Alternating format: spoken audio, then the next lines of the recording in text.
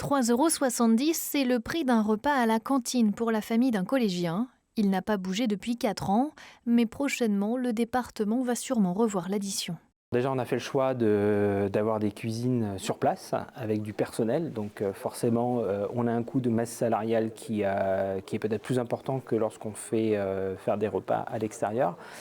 Donc ce coût a évolué aussi ces derniers temps. Et puis un objectif de 80% de produits locaux dans les assiettes des collégiens d'ici 2026.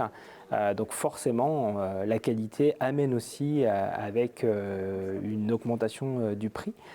Mais encore une fois, on n'est pas au démarrage de ce projet-là. Aujourd'hui, plus de la moitié de nos collèges sont à plus de 50-60% déjà de produits locaux dans les assiettes des collégiens. Donc on va arriver à mesurer cette augmentation-là.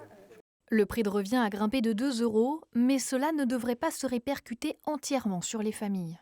Il y a une réflexion qui est menée actuellement sur la mise en place de notre tarification au vu de l'évolution du coût de revient des repas qui va passer de 8,70 à 10,80 € à peu près.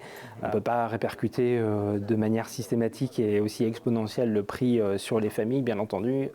On est des élus responsables, on doit se tenir compte aussi des difficultés des familles et ce qui nous tient à cœur, c'est faire en sorte aussi que l'élève puisse continuer à fréquenter la restauration collective parce qu'on sait très bien que dans certaines familles, c'est aussi le seul repas que l'élève prendra de manière équilibrée.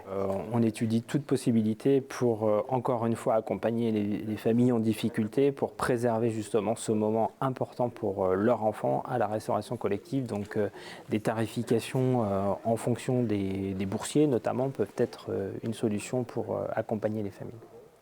La révision du tarif devrait avoir lieu dans le courant de l'automne.